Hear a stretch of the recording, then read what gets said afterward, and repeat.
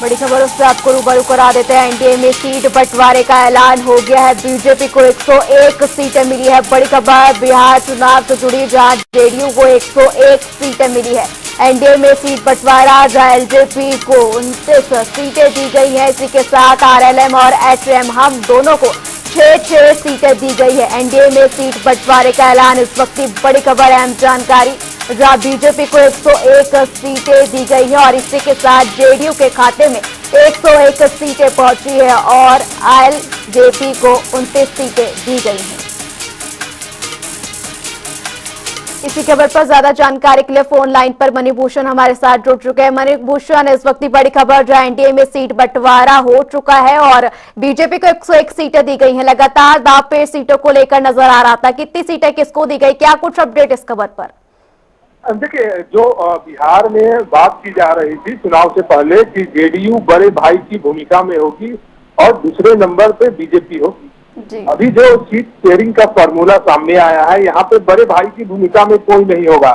यानी बिहार चुनाव में जिस तरह से एनडीए में जो घापटक चल रहा था, उसमें जो है कहा जाए कि चिराग पासवान का जो प्रेशर पॉलिटिक्स वाली जो राजनीति थी, उसमें चिराग पासवान कामयाब हुए हैं और उनको 29 सीटें दी गई है। और बीजेपी जेडीयू जो है 101 सीटों पर जो है वो दोनों दल जो चुनाव लड़ेंगे। उसके बाद जीतनराम मांझी और उपेंद्र कुशवाहा की पार्टी को 6 सीट दी गई है।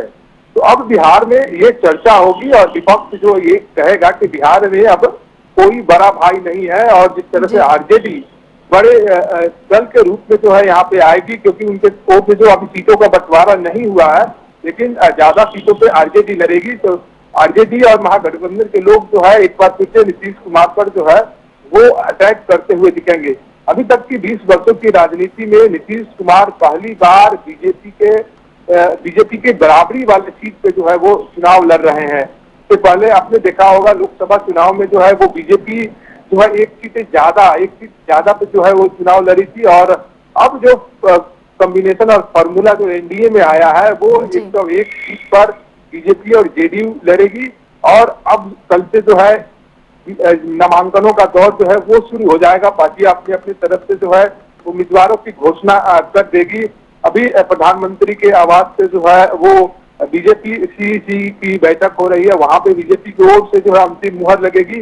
तो कल से जो है वो कैंडिडेट कौन कहां से लड़ेंगे इसकी शुरुआत वो हो जाएगी। लेकिन फिलहाल बिहार में जो राजनीति हो रही थी बड़े भाई की भूमिका में, एनडीए में जिस तरह से नीतीश कुमार दिख रहे थे पिछले 20 वर्षों से, पहली बार जो है एनडीए में जो, और कहा जाए कि नीतीश कुमार और जेडीयू बराबरी की जो सीट है उससे जो है वो चुनाव लड़ेगी। तो आप इस सीट शेयरिंग के जो फॉर्मूले आए हैं इससे अंदाजा ये लग सकता है कि इस बार बिहार में जो है कितना टफ जो है वो चुनाव होने वाला है, कितना कस भरा जो है वो चुनाव होने वाला है। सीट शेयरिंग से जो है वो सामने बातें आ रही हैं।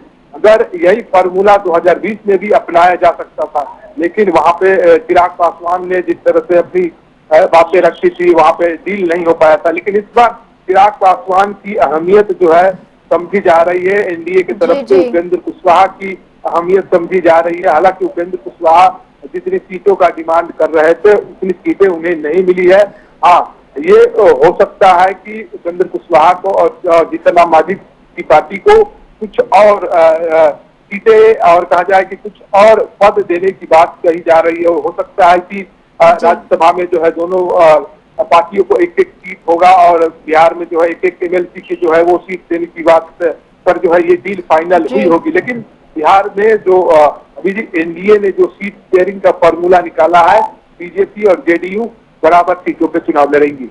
जी मणिभूषण जी, यानी कि जिस तरीके से चिराग पासवान लगातार अपनी बात पर अडिग नजर आए, बैठकों का दौर जारी रहा, चाहे वो नित्यानंद से उनकी मुलाकात हो या फिर गृह मंत्री अमित शाह का बिहार पहुंचकर उनको मनाना हो, यानी कि चिराग पासवान की ओर से अपनी जो जद्दोजहद की गई वो पूरी तरीके से यहाँ पर कामयाब होती हुई नजर आई। और वहीं दूसरी तरफ हम देखें एनडीए और इसी के साथ दोनों के ही बीच में जो है 101 सीटों का बंटवारा देखने को मिला है। यानी कि साफ तौर पर सुबह से ही ये चर्चाएं देखने को मिल रही थी कि बड़ा भाई कौन बनेगा, लेकिन लेकिन अब जिस तरीके से एनडीए में सीट का बंटवारे का ऐलान हो गया है, वो कहीं ना कहीं बीजेपी के खाते में जो 101 सीटें गई हैं और जेडीयू के खाते में भी 101 सीटें, और इसी के साथ चिराग पासवान की अपनी जद्दोजहद भी पूरी तरीके से अब सीटों में साफ नजर आ रही है। देखिए निश्चित तौर पे जिस तरह से बिहार में हमेशा अभी तक नीतीश कुमार जो है बीजेपी से ज्यादा सीटों पर चुनाव लड़े हैं, चाहे वो 2005 का हो और उसके बाद का हो। सभी विधानसभा चुनाव में वो बड़े भाई की भूमिका में थे। तो अब बराबरी की लड़ाई जो है वो बीजेपी और जेडीयू में जो है वो दोनों दल साथ लड़ रहे हैं, लेकिन एक परसेप्शन जाएगा कि अब नीतीश कुमार बड़े भाई की भूमिका में नहीं रहे। यानी अब धीरे धीरे बिहार में बीजेपी जो जिस तरह से वो एक्टिव हो रही है, तो कहीं ना कहीं जो एक मैसेज जो बिहार में जाना चाहिए था नीतीश कुमार और जेडीयू की पार्टी से, वो फिलहाल जो है वो दिख नहीं रहा है।